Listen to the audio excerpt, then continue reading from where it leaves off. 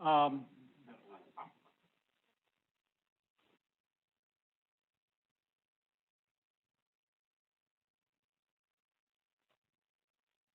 I can give him a call. I did see Mr. Beatty earlier this evening.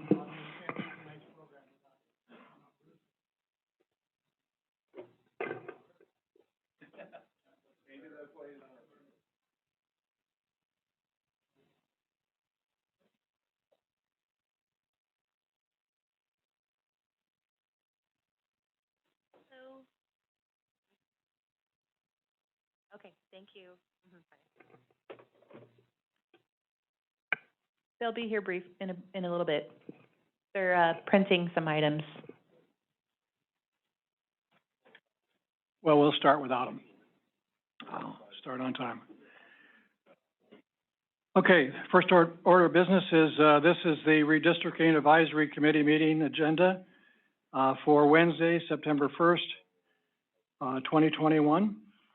Any individuals who are not fully vaccinated for COVID-19 and wish to attend, this meeting in person, we ask that you wear a mask or a face shield in the building and throughout the duration of your attendance. Anyone is welcome to wear one, of course, as well. Okay, call to order. Do you want to call the roll, Heather? Thank you. Chairman Sweet? Here. Mr. Garibaldi? Here. Mr. Jorgensen? Ms. Fisher, Ms. Araka? Mr. Enyart? Here. Vice Chairman Anderson? Ms. Thompson? Mr. Byrne? Present. Mr. Baracco? Here. Ms. Houghton? Here. You see her on Zoom. Here. Mr. Dowell? Here. Mr. Patton? Here. Ms. Heisenbuttle? And we're still waiting for, Mr. Beatty and Mr. Brayton from planning. Okay, we'll move ahead. Would you all join me in the Pledge of Allegiance? I pledge allegiance to the flag of the United States of America and to the republic for which it stands, one nation, under God, indivisible, with liberty and justice for all.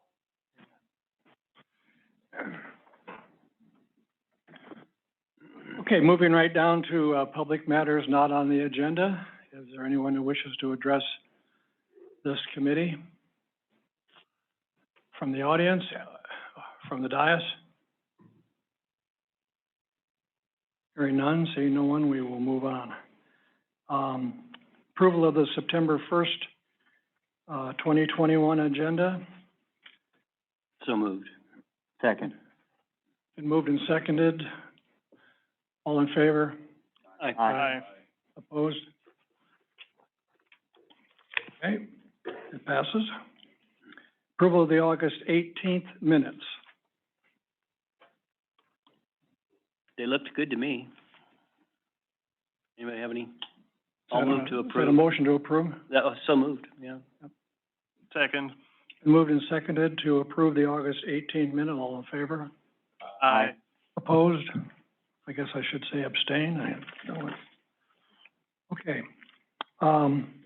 If there's no objection, since we do not have our staff people here at this point, let's skip item number 6, and we'll come back to it as soon as they arrive. We might want to skip number 7 as well. Well, no, 7 is yours, Andy. I think you submitted that. Yeah, I submitted. I just thought it would be good to go through our time schedule and just a reminder of where we are in the process. Okay. And mainly because I kind of need that. So I might need staff for that. Well, we can work backwards. I did send a note to Mr. Eiley and asked him if the board had any discussions about what their timeline might be.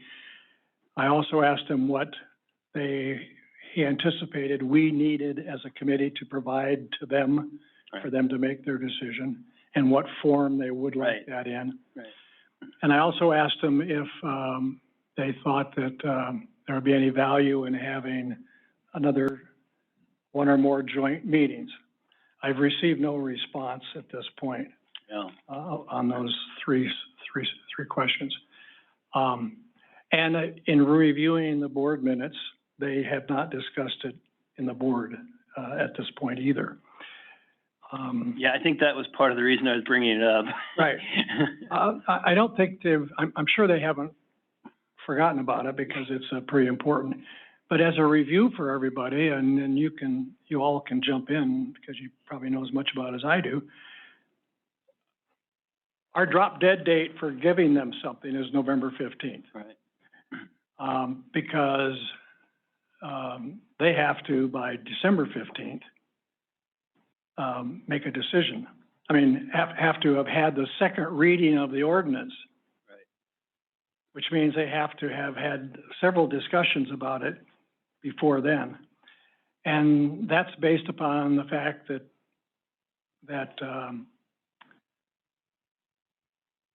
it has to be done so many days before the next election. Now, if they move the elections back, then the December 15th date would roll up to January 1st or whatever that might be. Yeah, I was wondering if we'd heard anything about that. I hadn't seen anything at No. all about that at all. I haven't. I talked to No. Mr. Beatty last week and he hadn't heard anything about it. So at this point, we're still working on the December 15th and Dana knows probably more about it than any of us. Would you care to has there been any discussion at all about doing that at the state level? Dana Jorgensen, I have heard suggestions, but nothing concrete. And the legislature's finished for the year on the 6th, so they have it's next week. It's the 9th. It's next week. So, yeah, I wouldn't count on anything yeah, at this something point. might happen Thursday night and like, oh, we gotta do this. But I haven't heard anything. And when do they come back?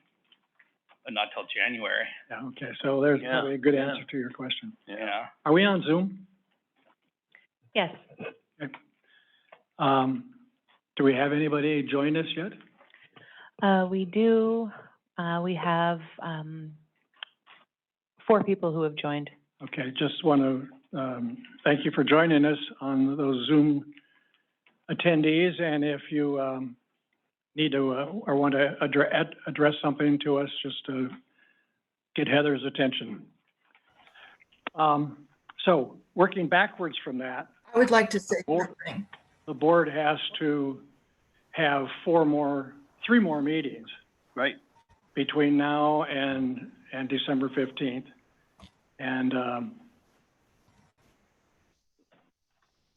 And I suspect they're probably going to have, my guess is that they'll have one before we submit our Right. proposal and maybe 2 afterwards. They've already met the night requirement and they've already met the day requirement. So their next meetings can all be during the day if they wanted them to be. So does it seem likely that they would just include that with one of their normal board meetings? Or I guess we don't know. I don't know. Yeah. So that's their requirements, and we have, of course, all of this month, September, all of October, and all of November. And which doesn't mean we want to drag it out to the very bitter end. Not all of November, November 15th, but and then we can't publish a draft until 3 weeks after we've received the prisoners' Right. locations or And are we still on tally. clock for that we have the date on that yet? The date on that is the end of September. That's, Yeah. So, So, and the date on the population and in the county and in our, census blocks is the end of September as well. I'm sorry, that's the end of September. The end of October is the prison number. prison numbers. End of October or before. So theoretically, we would have between the end of October and November 15th. Right. I was just seeing 2 weeks in there. Yeah. So that's kind of the timeline, and it hasn't changed at this point. Yeah. Yeah, earlier on, we were hoping to get some clarification of possible modifications from the state, but it doesn't sound like that's happening at all. No, Yeah. apparently not. Okay. Is there any other comments or input on that particular item? We have to be one of the easier counties Yeah. in the state to do this, and so we're not in a panic between, you know, I would be interested if we have any ability to, contact some of the other counties, you know, like Sacramento or El Dorado even, that have much more population than we have and more likely have places of interest that they have issues with, to see kind of what they're doing, you know, what their reaction to that is, because if we're only gonna have 2 weeks from when we have the final numbers, I would think places like LA and San Francisco have a big issue with that, and I don't know, just would be interesting to have somebody make a contact and get whether they're in a panic or whether they've got a different plan.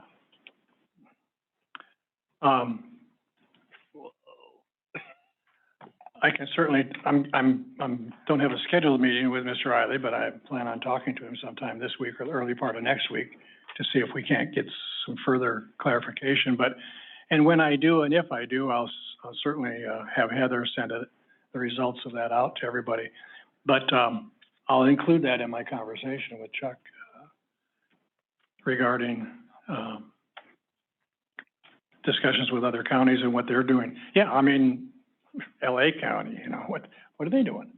You know, they have to meet the same timeframes, so. Okay, that was item number 8.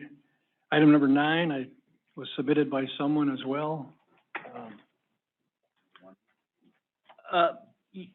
Yeah, well, we were starting to draw down on our committee attendance, and we were, I think Jen and I were talking about it. That's why I brought it up, and it looks like we're almost back up to a full house again, which is good. I was just concerned if that was gonna be a problem, if all the districts were getting, you know, communities of interest for their districts. I mean, we proposed a lot. The group I was involved with that brought in that big list to start with. We got all those mapped, but we put some out in the rest of the county that we honestly didn't know what the parameters of were, but we brought them out. So we just want to make sure that all of those areas got the attention that they deserve, to wrap up communities of interest.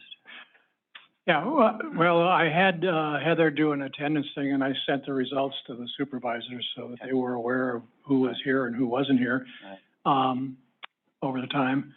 We haven't been keeping track of who's been going into the planning department and who's been working there. I mean, we could do that, but I don't find it's necessary. Yeah. I just encourage everybody to, we're getting down now to the nitty gritty, and so as best you can, please, you know, make these. That's why I brought it up, is I just thought, so we could make sure that, you know, like I said, all the corners of the county are getting the attention they deserve. Yeah. So that's. Well, and I know that on the list that was submitted, which was a fairly comprehensive list, and we publicized that, put it on our website to make sure that others, you know, people who are interested in the community could look at it and add more. And I encourage, and for the record, anybody in the community to get in touch with us. We'd be happy to work with you on the communities of interest. We'll be talking about them probably for the next 2 or 3 or 4 meetings. But it is a little difficult. I know I thought I'd just knock off a few of those down in District 2. And so when they come up here, I'm sure that District 2 folks are gonna say, wait a minute, that's not North Comanche North. Right.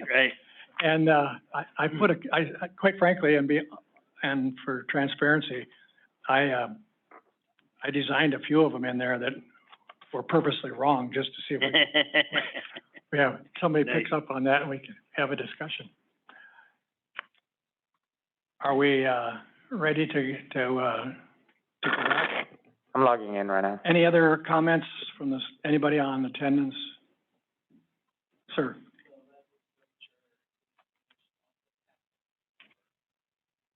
I didn't hear. Legislature's finished on the 10th. Okay. So there's little or any, possibility that, they'll be, discussing this item. Anything could happen. I did see here, and I'd read something about this in the past. The State Reapportionment Commission asked the California Supreme Court for 2 more weeks, but that hasn't been acted on. I would think if they were to be granted that, then we would assume we would follow that as well. But I haven't heard anything at all from the Supreme Court on that. And then you start getting into the holidays and then New Year's, and so there's a lot of parts, and I'm not sure they really want to tinker with that. So anyway, for the good of the order. Thank you. Chairman Sweet, Yes, we do have a comment via Zoom. yes, please. Ms. Brown, please go ahead when ready. You need to unmute yourself. Thought I had done that. Hi, this is Rebecca Brown, and I have a question. Right now, I'm on my laptop looking at numbers recording on a blue screen here, and then tiny picture with hardly the ability to see the people on the screen. Is there any way that we can get you guys on the screen, at least half of it? The view is terrible. Don't know who's talking because we can't see. And so I just watched the little numbers for the recording go. We're viewing the board clerk screen. Yeah, yes, we're looking at the board clerk screen only. Any ideas? I'm not sure we have it pinned so that folks can see it. Any larger than it is? Would be us identifying ourselves help? Andy Byrne speaking. Well, we'll try to, We don't have the, Oh, okay, The- wait a second. I have Yeah. a person right here who saw that We can shrink. we can take care of it. Sorry. so it was a little- for our Board of Supervisors meetings, we have it filmed and they're able to zoom into the spotlight a little better, so it comes out a little clearer for most of our meetings. But for these meetings here, we don't have that feature, so we apologize for that. Okay, thank you. I appreciate that. And with that, I'll just mute myself. okay, thank you, Rebecca. Okay, let's go back up to item number 6.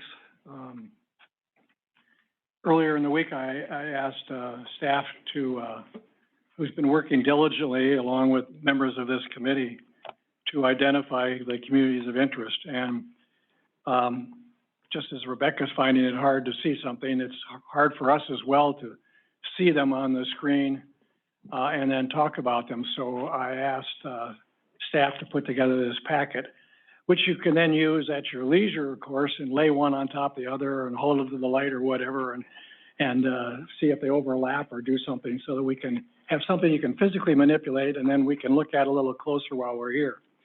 I think you probably put them in the order that they were on the list. Would that be safe to say, Ruslan? They're alphabetical. I don't have a list in front of me. Yeah, I tried to, but they won't all be in alphabetical order. For the most part, they are on the paper, but we ran into some snares. So there was 80 communities of interest total, which equated to, well, yeah, but we were only, for some reason, printing out 76. So I have them on a computer though, and we can do it together. Okay, before we begin, I want to thank everybody for all the many hours and efforts that you've all put into digging these out and identifying them and et cetera. I suppose it's safe to say that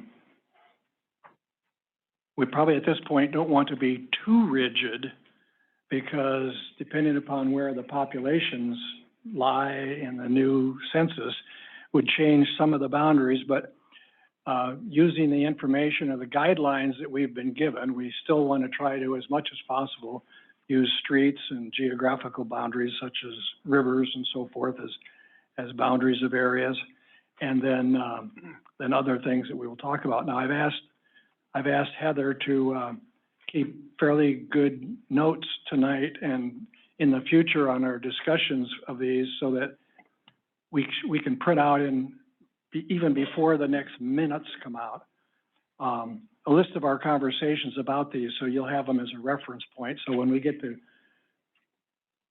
arguing, quote unquote, about certain things about each one, we'll have some reference to what we previously discussed without making it up out of thin air. So having said that, does anybody have any particular suggestions in going forth as how we want to address this process? I'm not sure what process what your goal on this process is, actually. Well, my goal right now is let's just take the top one, Amador Pines. Is that what we all consider to be Amador Pines? Would the people in District 3 like to discuss this one and tell us why it's Amador Pines? Right. And that it shouldn't go up a little further or down a little lower? Or, I mean, what was the rationale for selecting this as Amador Pines? Or what are the differences? This is Don Dow, District 5. And the difference between Amador Pines on the second page. Right. Because there is an alternative Amador Pines. Which actually crosses 88, which I don't believe Amador Pines does. It's actually Amador Pines North, and then there was Amador Pines South, I think, was on the suggestion. So one of these, the top one is probably Amador Pines, and the second one is probably Amador, the combination of the two. So there are two Amador Pines 1, Amador Pines 2, yeah. And I have them up here. Let me zoom in a little bit. So. Chairman Sweet, we do have another comment via Zoom if you'd like to take that now. Yeah, go ahead. Hi. Hi. This is Gary and Rhinell and Rebecca Brown. Amador Pines, there's I believe 5 units of Amador Pines. We live in units 2 and 5, and we are in District 5 and 3. There's Amador Pines South, which is another part of Amador Pines. There's Woodland Road, which is another part of Amador Pines. And I don't know what the other section of Amador Pines is, but there's 5 different units. So calling Amador, just lumping it as Amador Pines and saying it's in Unit 3 is a misconstruing what Amador Pines really is. Yeah, signature. And each, like units, I'll just, one more thing, like units 2 and 5, we have I think it's 22 to 25 miles of roads that we maintain, winter and summer, plowing roads in the winter, summertime repairing roads. There's a communal park that we own. There's also a 4th of July parade that's carried on by units 2 and 5. So we're much more of a community in these 2 units. Can't say how the other units interact with each other. So at that point, I'll quit talking about 2 and 5 unless you have other questions. Well, this is Don Dow. Don't go away. Okay. Ruslan, you were going to comment? Oh, just for clarification, the numbers that I'm using for this, when I refer to like 1, 2, Comanche 1, or like Lockwood 1, 2, 3, 4, this is just for naming purposes, to keep track, as Don had suggested last time. But I think the comment was separate. And this is Don Dow, District 5. Getting back to Amador Pines, for the purpose of redistricting, there may be 5 subdevelopments that make up Amador Pines, but they're unlikely to be broken up. Well, I guess that's not true because they are now. And so, I think we need the, if we're going to actually break it up into the individual, subdivisions as they were built, we will need more information on the geographical boundaries of those.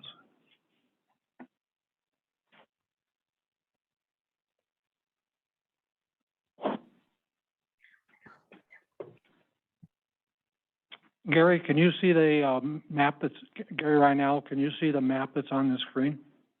Yes. I can, yes. Let's see if I'm looking at it. Actually, it does not, that is a portion of units 2 and 5, does not include all of units 2 and 5. So that's Right. you know, that is part of Amador Pine. Okay, with that, you've just, the light shaded areas includes Carson Pass Pines, which is the upper left area where it says Golden Gate Creek. May also include some other area that I don't know what it is. Then the area on the upper part, that I am not sure. I'm just not sure about that. The part that's on the lower right side, where this part south of Highway 88 is Amador Pine South, and the part that is north of 88 is part of Amador Pines 2 and 5. It's also Woodland Road, which is separate. It's not in the right place. And so there are some inaccuracies, let's say. Right. Could you Well, hear all of that?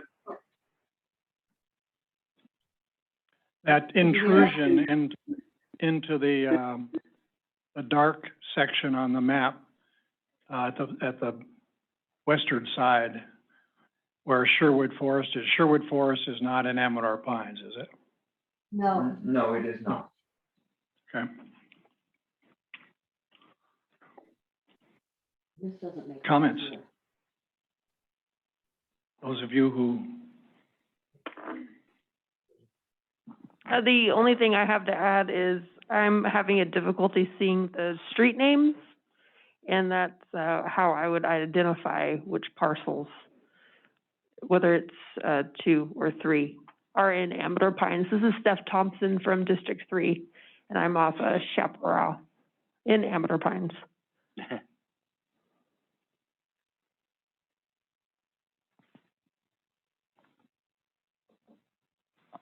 Ruslan, can you, I know they're fluid, but can you throw, since it's in multiple districts, is there a way you can show the districts so we can see where the split currently is? The current 2010 districts? Yes. Yeah, one moment. Just be interested to what, I don't know why we would, you know, whether it's 1 unit or 5 units, I don't know why we would split them. So I think maybe that was arbitrary in 2010. And this is Andy Byrne. I'm thinking with the larger districts, this may not come to be an issue up here because the upcountry district, however we want to define that, will probably have to be larger than it is currently. So I think that some of those lines will, from this perspective, to be pushed down the hill. So I'm thinking it may not be such a critical area as it is today with the way the lines are drawn. And there also is this, when we do draw these communities of interest, we are using kind of a heavy-handed tool using the census blocks. right, They do drag us into places that we wouldn't necessarily be dragging a line. And I think that goes back to something Keith was saying earlier about using roads and stuff like that. Some of it we're not going to be able to because we're using census blocks to be drawing these lines. So it's going to be that's where the tricky part's going to come. I think in a large county with lots and lots of people, those census blocks would be very, very small, and it wouldn't be such a handicapping tool that we will have to deal with.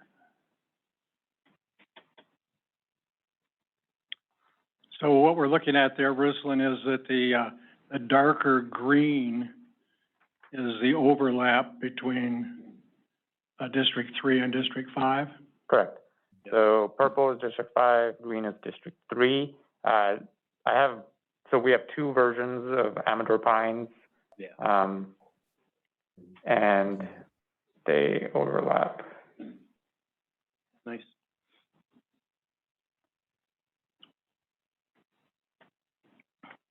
Okay. So my opinion, Andy Byrne again, my opinion on this one is, we can just, my attitude is take the biggest one, right? And then when we actually start drawing lines, that's when we would really be needing to get into the nitty gritty of how this space works. And to really have the argument about, if we're drawing a line nearby, then that becomes more critical. But this, like I said, this one may not have any lines drawn on it, and if it does, then we really have to break down and then go street by street, as it were.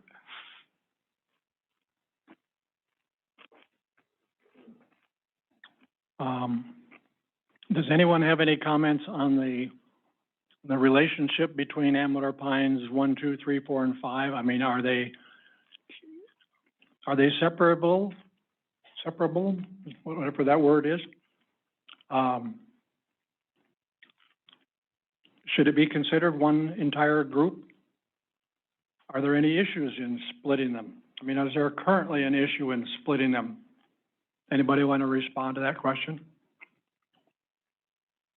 Well, I would respond to that question that it becomes the issue is that when you have a community that is like one large subdivision, or brackets of a subdivision, and one neighbor across the street has a different supervisor, they have the feeling that they don't have the same kind of representation. I don't know if the reality on the ground, it means that, but I think we've definitely, in this area particularly, we've had that experience. How about if they're separated by Highway 88? Yeah, those might be. As opposed to Sherwood Drive or something. Yeah. I on that level, I wouldn't be able to make the argument. Okay. Because, I mean, we have people going to one high school on one side of the road and another high school on the other side of the road. Yeah. Okay. We do have a comment via Zoom. Okay. Join in. We got 80 of these to go. Please go ahead when ready. This is Rebecca again. I think that Amador Pines, the way you have it colored, is not representative. And it has been talked about quite clearly that it shouldn't be two districts, 3 and 5. It probably is more realistic if it's District 3. And also the lighter one across the street, usually not much of a connection with the people on that side of 88 and the people who are not on that side of 88. So there is a roadway that does connect Woodland and Amador Pines pretty easily. But I think that you got to make it one, at least 2 and 5 should be one unit. And it District 3. One COI. One community of interest. That's a better way to put it. And Gary here, if it's any help, I'd be happy to come in and help do some refined drawing on units 2 and 5. Yeah, well, this is Andy Byrne. Gary and I are scheduled to do mapping on the 20th. So Okay. we can take care of that then. Okay, well, we've got some good comments on this one. We have any others? If not, we'll move on down. Yeah, I included all of Amador Pines Landowners Association in District 3 for my map, just FYI.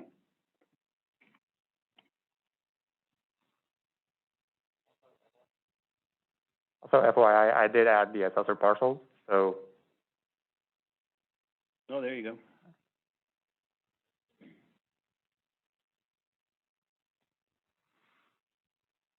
Okay, Buckhorn. Buckhorn 1.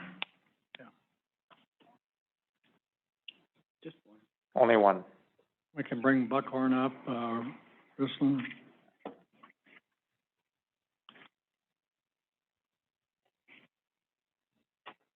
I don't have the list in front of me. Is this a, This is a census designated place, designated right? district already? That's what we,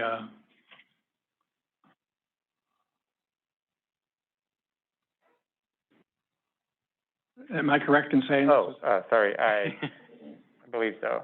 Okay.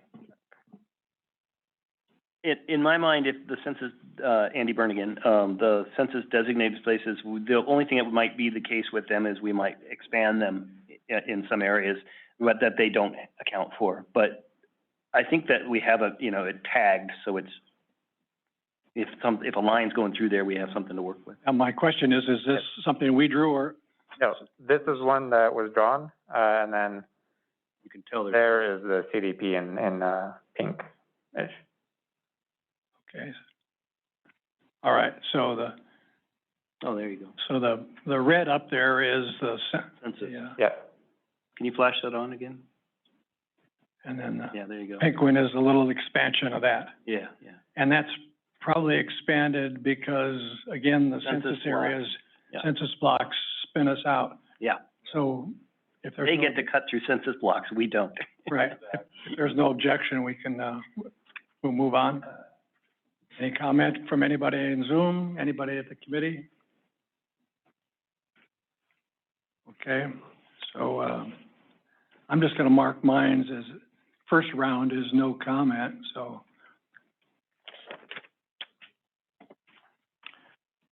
Bonnefoy.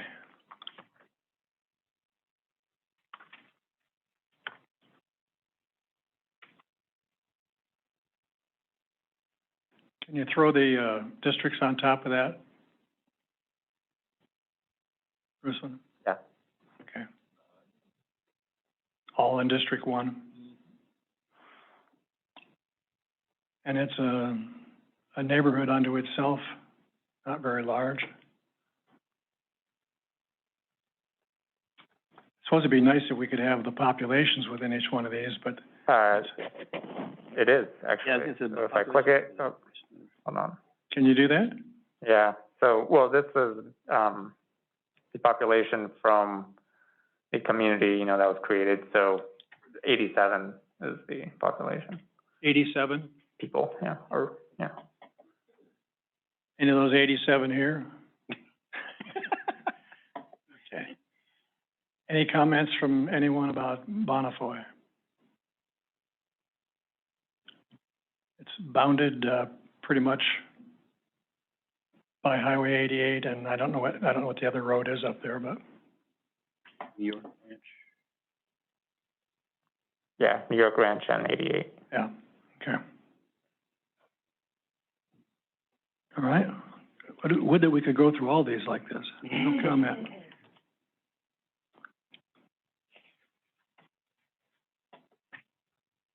Okay, going down to, District, 2, Buena Vista.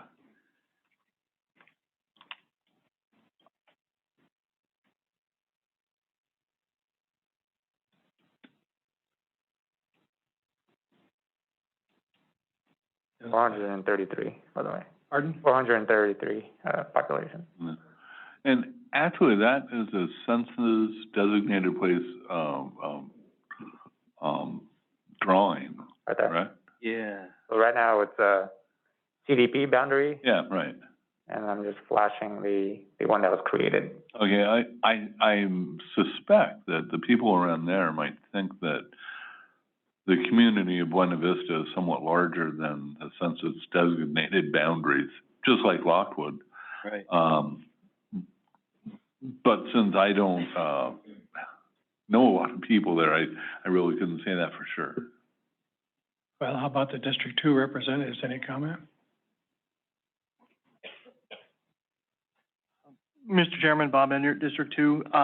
Buena Vista, as drawn, being the CDP, being on the southern portion of Highway 88, even if the boundaries tend to be a little larger, if you were to go further out Jackson Valley towards 88, I feel would still be representative of the current population right there. Okay. So without objection, we have no comment. Is that correct? Okay.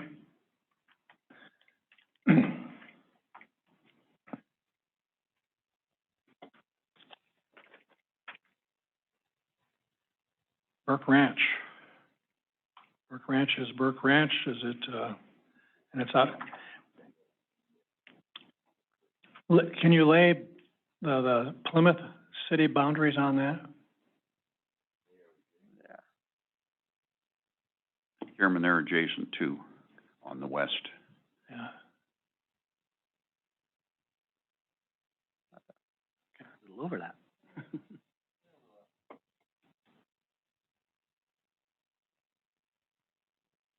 Yeah, so Plymouth city boundaries is shown in purple. Can you do the sphere of influence in addition? Yeah, one more. Okay. Sphere of influence in gray. There we go. Yeah, I'm Andy Byrne again. I'm personally inclined to keep the sphere of influence because the city has, you know, eyes on those extra pieces of property. So that's why I'm asking for that.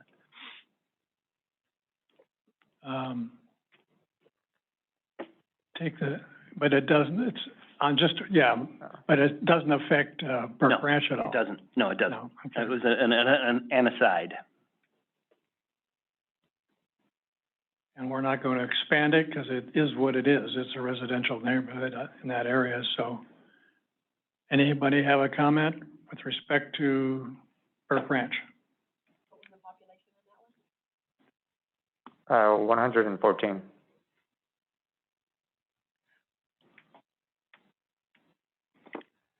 So just for conversation purposes, and I don't think it would even come up in our discussions down there, so probably this is probably a waste of everybody's time, but would it be inappropriate to split those two into two different districts?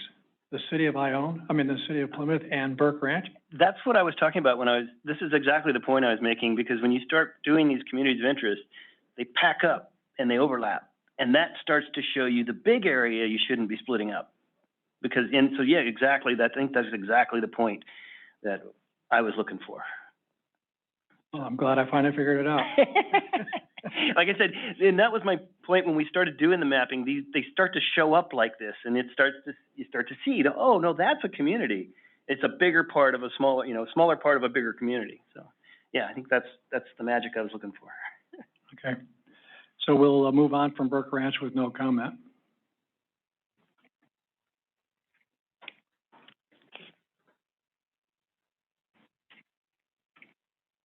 Butte Mountain, #1. Well, I think #1's on every one of these. It's okay, Butte Mountain. It's just the only one, yeah.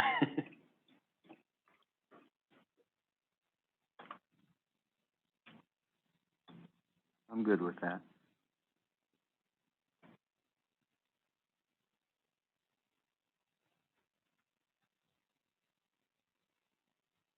Okay. And that one is as large as it is because of the census blocks. Right.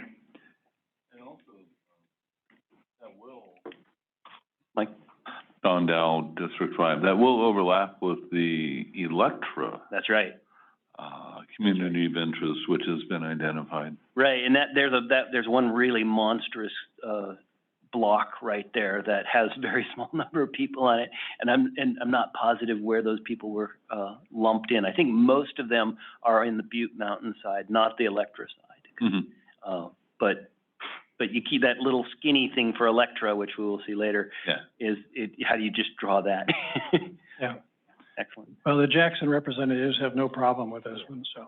I mean, both, I think we're in agreement, both of these are likely to remain in District 1.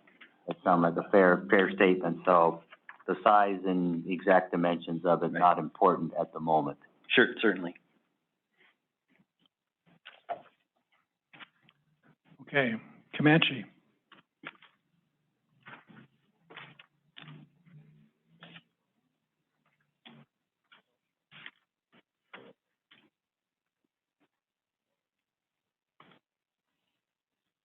You got both of them on there at the same time?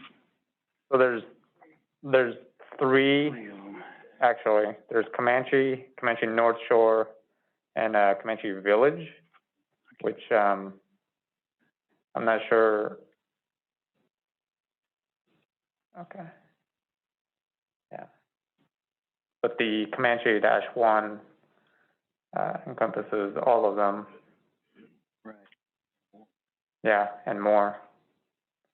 And this is Andy Byrne again. This is one of those ones that I think Keith just mentioned is like, this is kind of one giant community with a bunch of little communities inside of it. And I do know that when I've done some mapping in that area, it becomes a challenge. Yeah. District 2 folks, what's your perusal? Bob Enyart. Mr. Chairman, I'd like to, much like Mr. Garibaldi, in reference to the Butte Mountain, previous boundaries, Comanche's not likely to deviate from District 2. Yes, the 3 areas probably all identify as their own communities of interest, but larger community, made up by the small parts. I don't see them moving anywhere. Okay. As a possibility, you know, depending on where you start, Exactly. that could be District 1, Yeah. really easily. Very easily. Yeah, Very and easily. Ione is not going to, District 2, I'm sorry, is not going to stay the same size. It's either gonna get smaller to the south or smaller to the north, Yeah. which is Willow Springs or Comanche. One of them's gonna go. And I'd agree with that assessment there, but, District 1 is also likely to shrink depending upon what side you start Mhm. on as well, in regards to, 3, 4, and 5. It's gonna be, Andy Byrne again, it's gonna be one of those areas this exercise is gonna become very, very critical towards when we actually do start drawing those lines. Yeah, when we get the actual numbers. Yeah. What's the natural, what was the last screen you had on there, Brisbane? There were 2 colors. Yeah, Yeah. so I made, I can change the colors right now. So Comanche North Shore is the little blue one, which, funny enough, okay. Comanche 1 is the giant one that extends past what would be considered Comanche Village. So Comanche Village and North Shore are blue, and then Comanche 1 is red. I see. Okay. And is there a road splitting them? Those of you down that area a little bit?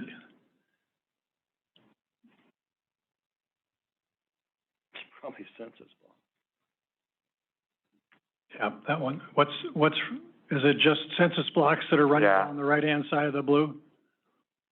Yeah, it's just the blocks. And those blocks, Andy Byrne again, is what's gonna make those divisions very difficult. Right, and they're gonna be changing. Okay. Pam? Patty Fisher, Mizoraka. Also, we're gonna have to keep in mind, I know, it was mentioned about, you know, the Willow Springs area, which is more towards the Plymouth side, redistricting them out of District 2. Comanche, if we do any more investigating into it, Comanche identifies as Ione, for sure.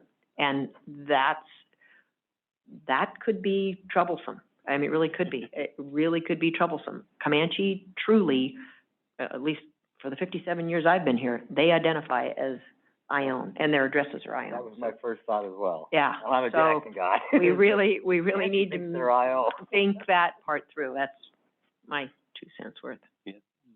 That is the crux of the issue that we will be dealing with, because there will be portions that are gonna end up in a different district because of the way the population lays out. And that is gonna be the final decision that the board will have to make for some maps we're giving them. What's the population of that total map there? Whoops. It's a lot. The red Comanche is 1,965. Comanche Village, 1,777. And just that, oh wow, just the little North Shore, Comanche North Shore is 5. So it's like 5? Yeah, 500. And those are 2010. Oh, 5. correct. Yeah. Yeah, these are- 2010 numbers. Yeah. Well, the little one's 5 people? Yeah, for those who are in the audience or on Zoom, any numbers we're kicking around here, these are all 2010 numbers, and we know the population has gone up, by, 7.5%, I think Yeah. is the number, but we don't know where. we don't know where. Precisely. So, We have some ideas, but not precision, yeah. okay. So identifiable comments is Comanche identifies with Ione as a significant comment, and, we got, and those two sections are about a little over 1,000 apiece, the blue and the red. Yeah, red was about 1,900, blue is 1,700-ish. Okay, so roughly 3,600. 3,600. All right. Yeah, that's half a district. Yeah, that's an interesting way of putting it, because if you look at the city of Ione, that might be the other half, and you wouldn't have any room for anybody who lives between those two spaces. Okay. Any further comments from anybody regarding this current mapping? Current mappings, there's 3 in there, so. Well, for the sake of, cleanliness, I guess, can I remove Comanche North Shore, or did you still want that? That's the one with 5 people in it? That's the one that's currently within the red, Comanche-1, that has the 1,900, but it's not, within Comanche Village. Well, I can say for sure there won't be a line that would split that one out from the other two, so I think that's a pretty safe bet. Yeah. I mean, it could just be rolled into the one above it. Yeah, for sure. And what did you call that little one? That one is called Comanche North Shore.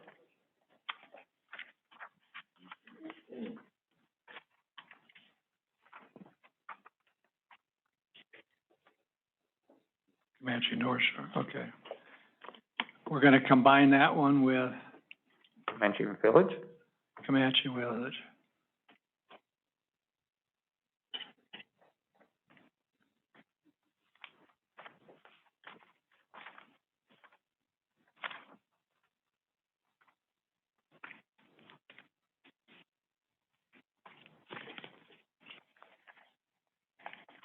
All right? You keeping track of all this? Okay. Carbondale. Back to 2 again.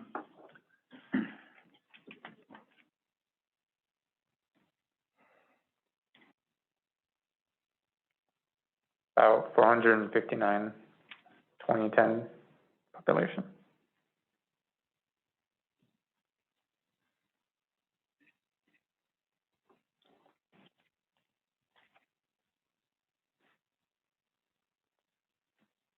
I'm assuming that, one of those boundaries is Carbondale Road.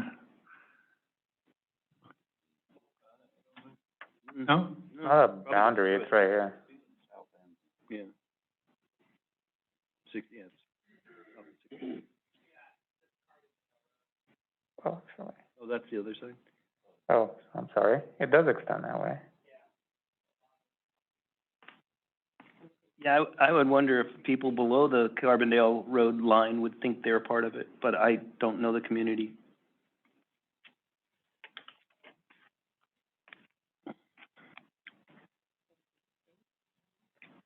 Yeah, and just, I think you were about to say that, within Willow this, Creek Estates is in that? yeah, within this community of interest, we have Mariah Heights and Willow Estate.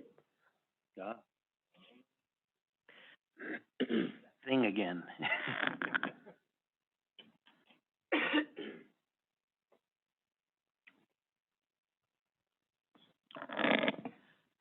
Which I believe, Patty Fisher, Mizuraka, I believe a lot of those residents, identify more towards the Plymouth side.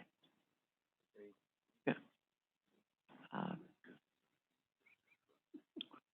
Are you showing 3 different COIs up Yes, there now? yes. Which ones are you showing? So dark blue are within the Carbondale COI. So this is I believe Willow Creek Estates, Okay. and then this is the Mariah Heights Community of Interest, the dark blue, both of which are within the Carbondale COI. Okay. And as a note, Supervisor, Forrester, when this map, because Dawn and I originally put in the Willow Heights, I think it was, and, he didn't like those borders. He thought it was much larger than that, going south. So I'm not sure how to read that. I dropped it in initially as a placeholder, not thinking I was defining that COI. Yes, and he made it very clear that, the residents of Willow Creek and environs identified as I own. Yes. He was quite emphatic about that.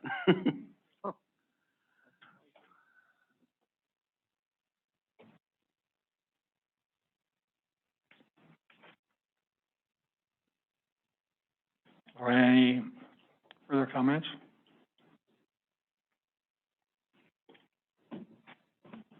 We're not expanding it, we're not contracting it.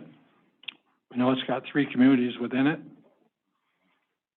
And, Actually, since it has 3 communities in it and we're not going to split it up, perhaps we don't need the other 2 communities,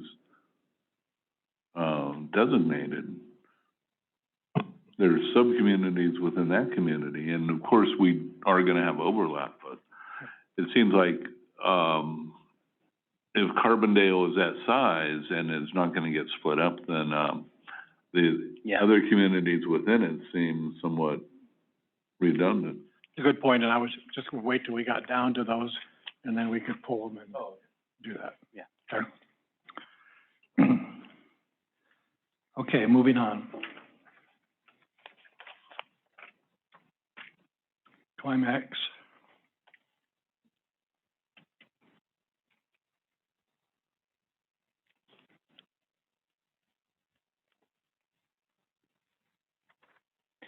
Andy Byrne here. This one, it's interesting. You can see there's a big bite taken out of it. That's Toyon Road, and that could have been mapped as a community itself. It's a long dead end road. And I didn't map it because I could see from this one, it was pretty much encompassed by this one also. So that's why I left that out. But it would be 2, again, that I didn't bother to put the other one in because it's already encompassed in one that's larger than it. Okay. And the same thing happened again on this one. It was census blocks that makes it perhaps larger than it needs to be. What is the population on that one, out of curiosity? 515. And it is getting dangerously close to the Pine Grove community of interest. Okay. In fact, I know people on Toyon Road consider themselves Pine Grove.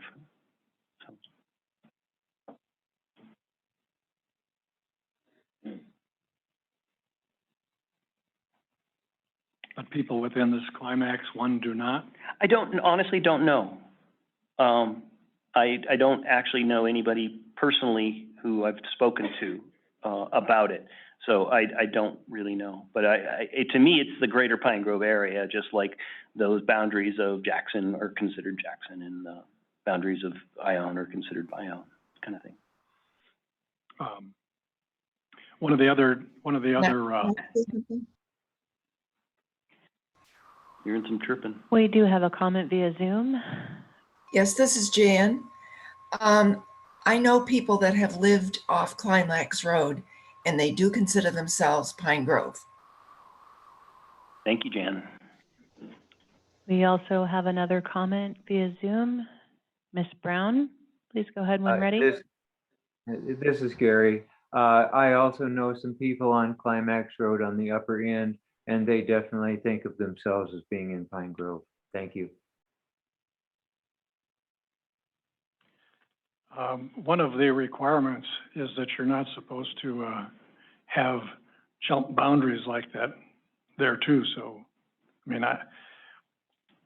Climax would encompass the section that's called Toyon Road. Yeah, I agree with you, except that there is no connection. There's literally no road connection between the two. Toyon Road goes up and it's its own thing. And that's one of the reasons I put in dead-end roads at the very beginning, saying that that's like kind of significant when you're talking about communities. But I wouldn't argue with you. That's why I didn't map it, because it was consumed by it, and there was no point in adding another one. Okay. All right. Well, with those comments, so we'll move on beyond this one.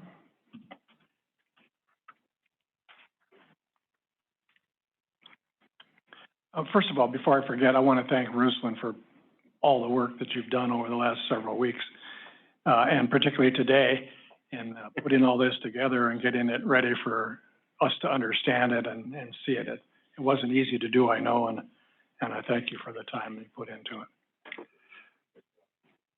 Yeah. Yeah, I will say he's been a really good sport at the mapping stuff. Okay, Clinton. What do you think, Wayne? Well, currently it splits 2 districts, is that right? No, So it's all in District 1? I believe so, currently. Yeah. Well, we'll find out here when Ruslan drops the maps in. Correct, it's all within District 1. Yeah, I was pretty sure. Then I would be okay with that. And I mapped it, last week. It was one I added. It was one that was listed, but it wasn't clear what we were talking about. So the upper part of it, I included in, Jackson Pines, which is more but I separated it out. And I didn't really know it, and I put it in as a placeholder, honestly, because, I don't know the area very well, but I did see that it's an alternative route to 88, which makes it a through traffic pattern, which would give it a sense of a community, that if 88 shuts down, that's all the traffic now goes through there, and so they have that common aspect to them. And then again, it got big because of census blocks. I'm fine with that. Okay. All right, this one, Dry Creek. What's the rationale behind Dry Creek? This is Tom Patton. I had submitted this one. I read the criteria and the justification for it in the last meeting.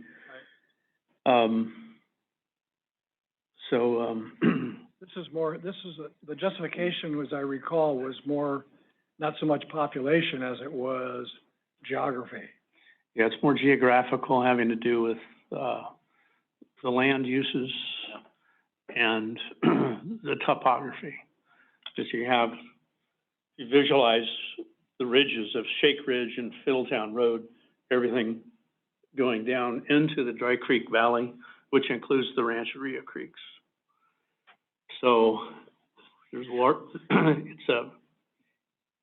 in my mind, and I've talked to a lot of people by now that agree, and don't get me wrong, a lot of these people identify themselves now as part of Fiddletown, particularly on the north side, and some maybe Pine Grove on the south side. I don't know that precludes creating a new district out of that, but the overriding justifications have to do with the land uses and the nature of the lifestyles having to do with farming and ranching and forestry management. It's not like those people all get together and party, and we don't.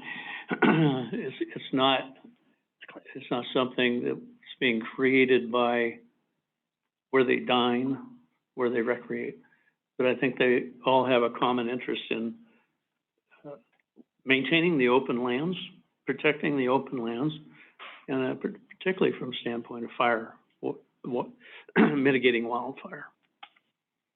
Okay. So, And we have your more comprehensive description that you turned in last week. yeah. We'll use in the future. What population is contained within this? 450. 450? Okay. Any other comments from anybody?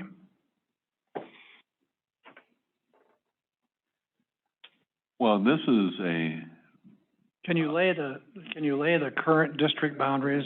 I mean, just as reference, I know they're gonna change. This is all contained currently in 3. yeah. There are a number of communities of interest already, also identified that will overlap with this.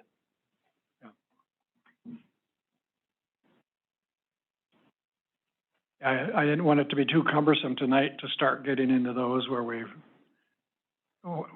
have to put these in an order. Rusin will have to put these in an order so that he can easily flip-flop them back and forth because they're close to one another as we go through it, as we start to fine-tune it. So, any other comments? If none, we'll move on.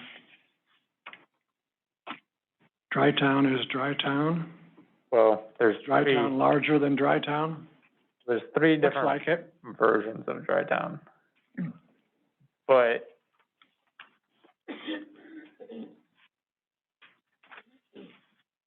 actually, so dry town 1 has 167, dry town 2, 152, and I think dry town 3 might be a duplicate that slipped in. Oh, wait, no, 152.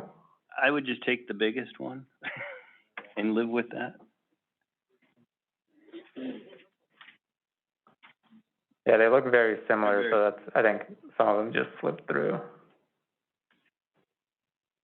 Trying to find the difference between dry town 1 and dry town. Yeah, it's a small sliver in there. Yeah, I think dry town 1 and dry town 3 are the same. It just slipped through, a duplicate. So 167 for dry town 1, again. Dry town 3, also 167. There you go. So dry town 3 is gone. Okay, well, let's stick with dry town 1 and scrap dry town 3. Well, and then there was dry town 2, which is technically different than dry town 1, this area. It just added that one little section. I personally think we should just add the section and not worry about it. Because if you start looking at a community, it's the people living around it, then that wouldn't be a place where you'd be drawing a line in that little nook into the, dry town. So dry town 2 is the one we're keeping? Dry town 2 is the one that's One. smaller. Yeah. Keeping dry town 1. Yeah. The larger one? Okay.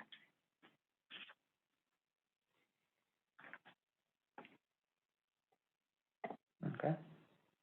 Okay, Eagle's Nest.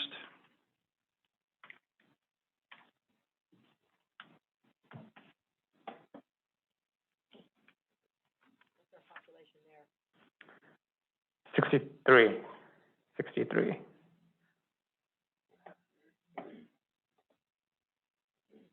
And would you lay the current district over that again, please? Oh, completely.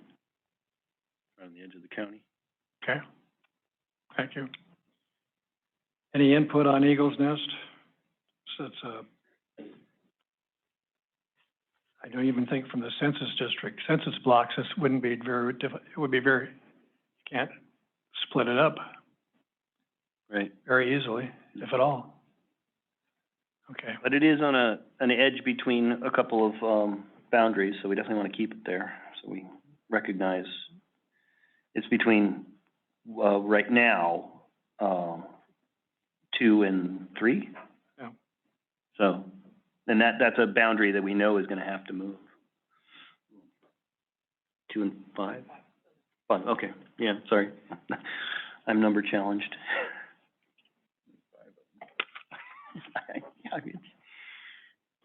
Don't have to be mean about it. Mr. Chairman, Patty Fisher, Mizuraka, that's another area, even though it's a small area, 63 population, I don't know the growth rate out there per se, maybe a few homes have been built out there over the years, but, that definitely is a community of interest, that group that's out there. I mean, they're very unique to one another with their airplanes. Right. And yeah, that's a tough one to split.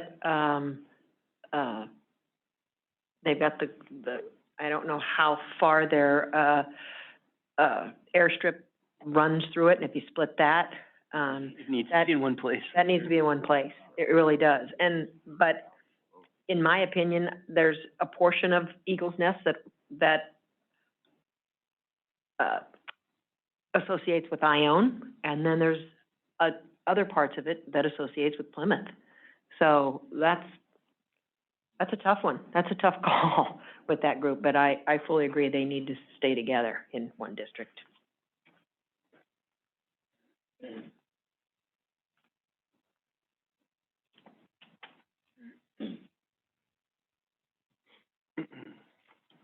Okay, good, thank you for the input. Electra One, I'm fine with that. yeah, we have no problem with that. Yeah.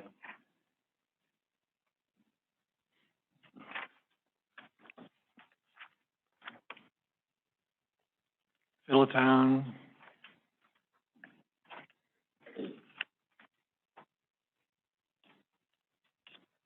So 3 different versions of Fiddletown. Fiddletown 1 with 240 people. Fiddletown 2 with 604. And Fiddletown 3 also with 240. I think that one also slipped in. So 2 versions of Fiddletown. 2 very different versions. I can comment on, this is Tom Patton, District 5. I can comment on the Fiddletown 2 map.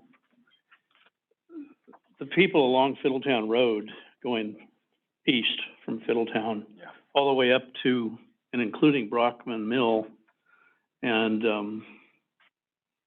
the Del Monte Estates, all identify with Fiddletown. As far as going west, I'm not sure how that got in there. I'm not sure that I did that. Somebody else might have done that. But I can comment at least on, going more to the north and particularly going up east, pretty much terminating with the Brockman Mill community.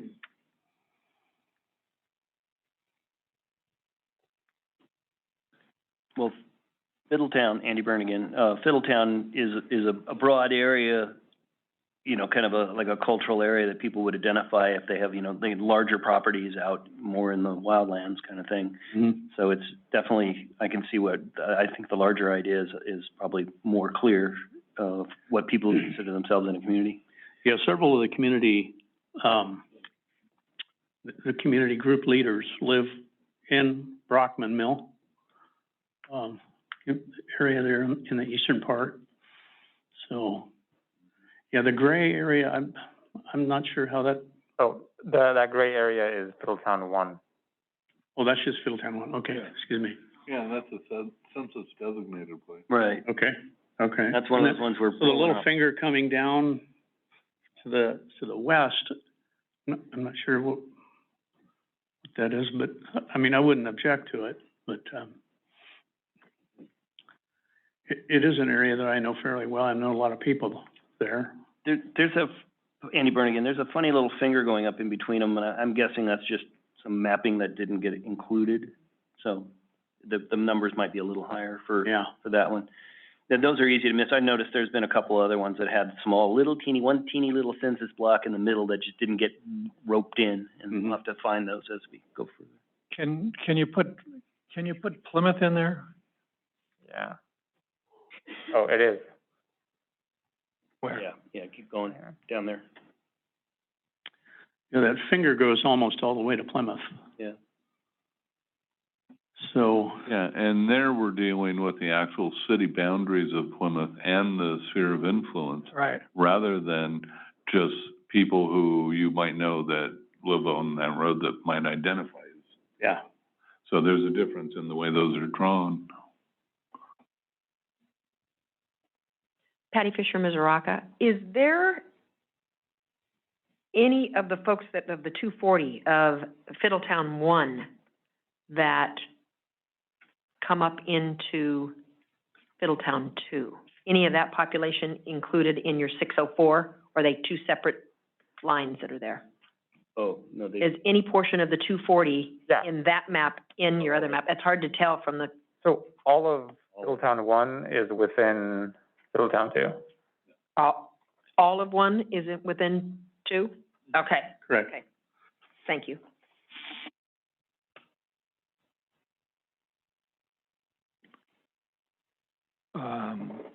Any discussion on then removing Fiddletown 1 and going with Fiddletown 2? It's contained within. Yeah, It is likely there's gonna be a line near there somewhere. yeah. I think if we're gonna stay consistent with, you know, the communities of interest being the political boundaries or sphere of influence, which is what we did for Plymouth, we're changing it for Fiddletown. No, you're saying going with the larger one, not the smaller one. Yes, right. Correct. Right, which would be not what we're doing with, and we're doing that also with Plymouth. You do, that's been my move in my mind, Andy Byrne, that if there's a larger one, you go with that, and if you get lines later, you may have to make some accommodations. You may, you know, you just think, well, we did that because there was no possible way to do a line without doing that. You know, we come up with our, you know, reasoning at the time, but I would lean towards keeping the larger COI until we can't keep the larger COI. Are we absolutely, this is Tom Patton, are we absolutely prevented from having a community of interest divided between districts? No. Shouldn't be. Yeah, and it's gonna happen. It's gonna happen. Yeah. But does the line, I mean, it seems to me like it goes quite a ways past Brockman Mill. That, some of that might be. It's not supposed to. Yeah. If it does. Well, some of that's probably the census blocks, right? So. It could be. Which is gonna be our Achilles heel. That's gonna be the thing that we're gonna really have to wrestle around with. Yeah, pretty much anything east of that, east of Brockman Mill, people are gonna identify more with Lockwood and Volcano. Yeah. Anyway, let's just go with the larger one. I agree.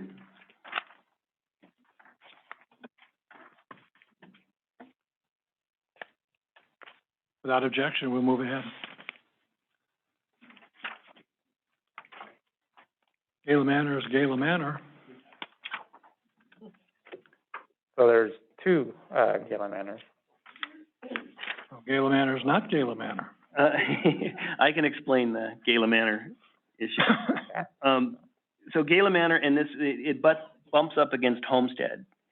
And when you draw but with the census blocks, the Homestead has a giant chunk that really would be part of Gala Manor. In fact, it literally goes through through the middle of Gala Manor. So initially, we mapped it just the small one because we were putting in Homestead also.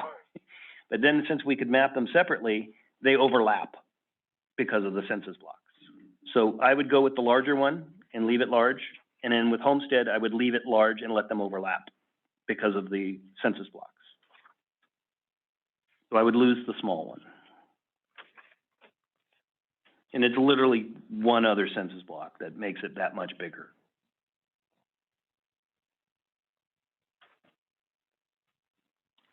Okay. Any other comments? All right, we'll go with the large one for the moment. Grinding Rock.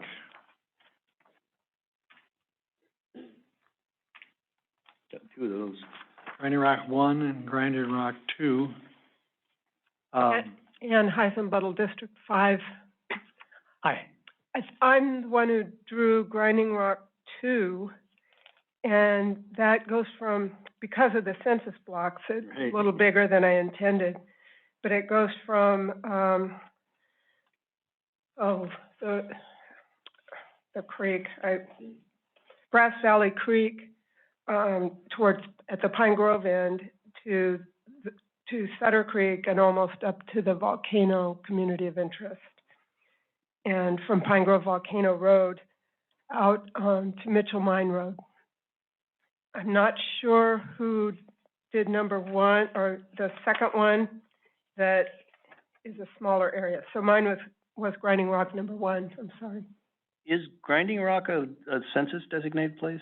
It is not, okay. So, I don't yeah. believe so, no. Yeah, Andy Byrne again, I would go with yours, the bigger one again, for the same reason I have argued to go with the larger one with the other ones. I'm not sure, the original one may have been one of, the ones that I worked on, and again, placeholder, because I wasn't exactly sure where the lines were. Yeah, and it's actually a subset of one of the original Pine Grove Community of Interest. That's right. But I was breaking it out because we really do associate with the park, which, is kind of the center of our regional area. Yeah, and with this new technique that we're using where we're doing each one separately, it's giving us a much better idea that these communities, where they interact with each other, which is great. So keep the blue one? Yeah. Okay, so. Actually, I think it's not, is it number 1 or is it? Grinding Rock 1 is a subset of Grinding Rock 2. Yes, we're keeping number 2. Okay.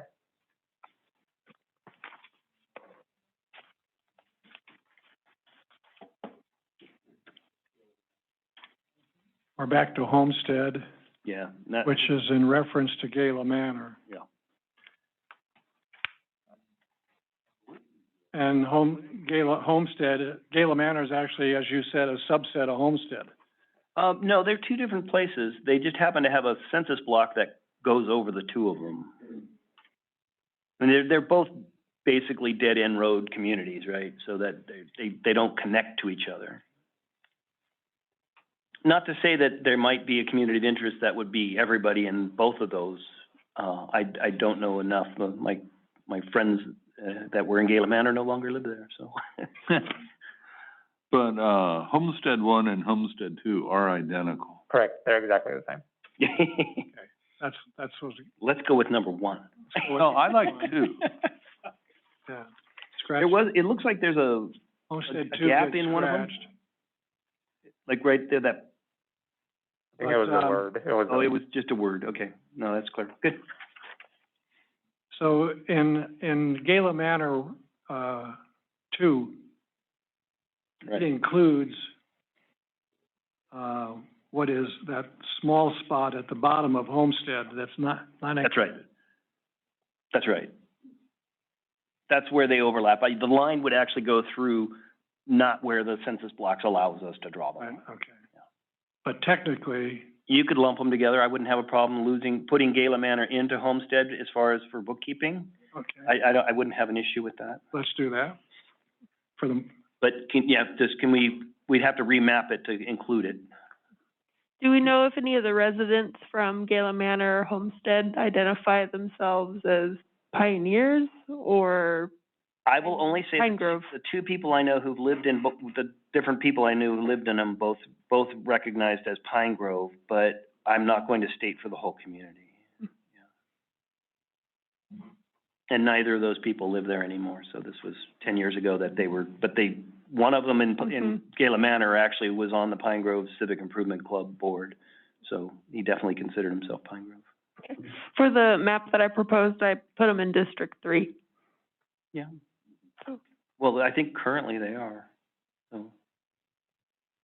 When I was in real estate, I considered it Pine Grove myself. Right, so those are things that's, it doesn't mean just because you're in a different district, you still couldn't consider yourself part of Pine Grove.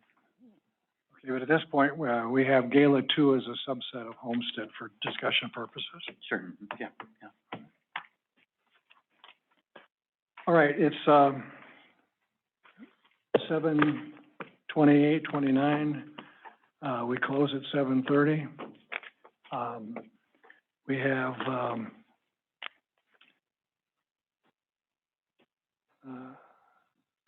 obviously a number of these to go through. Our next meeting is September 29th, because this room and staff are busy on this day throughout the rest of the month of September. So I didn't think we were going to get through these tonight. I'd ask that all the committee members review these, would make some comments, think about them a little bit, so maybe we can pop through them a little bit quicker next time, since we kind of now know the procedure and what we're thinking of looking at. And you'll see, just like we found out tonight, that some of these are subsets or in relationship to others. And please feel free, they're all on the computer in public, in the planning department. And I encourage you all to go down and, with Rusalyn's assistance, to get on that, and that's an easier way to compare them. It's nice to have them in paper, but it's also nice to be able to do what Rusalyn is doing. So I think I can make something where you can compare them at home.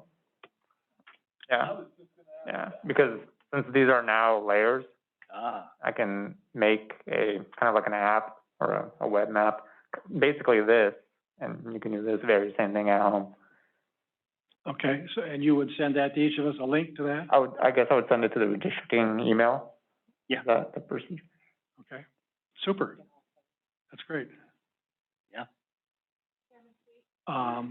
Chairman Sweet, we do have a comment via Zoom. Oh, please, you have, For either, 30 seconds. Mr. Reinl or, Ms. Brown, please go ahead when ready. Hello. Hi, Gary Reinl. We do know some people that live in the Gala Manor area. They're not strictly in Gala Manor, but they're that general area. They do see themselves as being part of Pine Grove, which is District 4. Could be 4 or And who knows? I don't know if they're currently District 4, but that is the area that they see themselves as belonging to, is Pine Grove. Yeah, And so lumping them with Homestead may not be the right thing to do at this point. and they're not District 3. Well, thank you. You're welcome. Thanks for the comment. We'll record that and take it into consideration as we move along. Okay, again, next Wednesday, September 29th, same time, same station. I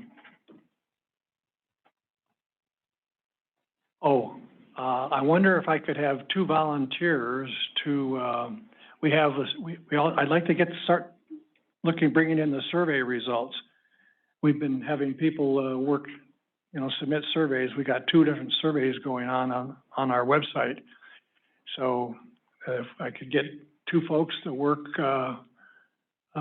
together, and because with Jan, who's not here tonight, but Jan has previously volunteered to. Jan's on Zoom. She's on Zoom. She's on Zoom. Oh, yeah. No, but she's previously volunteered to kind of work and coordinate with that survey compilation. Are you still agreeable to that, Jan?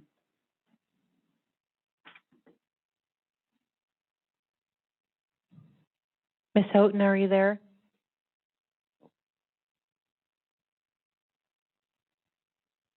Well, I'll get in touch with her, but I know she volunteers. Do I have any 2 people interested in doing that off this committee? I would like it if somebody other than myself, because I've worked a lot with Jan, and I think getting input from somebody else would be really helpful. That's fine. Robert, you up for that? Yes, Mr. Chairman. Okay, thank you very much. How about Bruce? This is Jan. Yeah, Jan. I volunteered you as, you volunteered for yourself, and I just reminding you that you volunteered to work with a compilation of the surveys that we've taken, and I'd like to get that done prior to our next meeting. I can definitely do it. I have some reservations that are personal, but that's aside, but yes, I would like to do it. Okay, and we have 2 committee members that'll be working with you. Robert and Bruce. Is that Okay, Bruce? great. Mr. Chairman, I'm also District 4 as Jan is, so maybe somebody from 1, 2, or 5. Okay, that'll be a good, I mean, 1, good idea. 1, 3, or 5. 2 and 4 are covered. Anybody? That'd be fine. Sure, thank you. Ann, right? Yeah. Fishing Ann, the fisherwoman. Okay, great. I'll let, Jan, if you can, get in contact with, Robert Enyard and Ann and, arrange a time. Can you print all those out? Would be the easiest way to do that? Or can they give access to that too? Survey? Pardon? The survey results? Yes. Yeah, those survey results. I think I could do both, but I haven't tried yet. Okay. You need to be And put would you in, communicate with Ruslan and then figure out what's the easiest way for that to be done and then communicate with the other two members? yes. Thank you. Okay. For the good of the order, starting down with Andy. Anything? No. Bruce? Robert? Yeah? Wayne?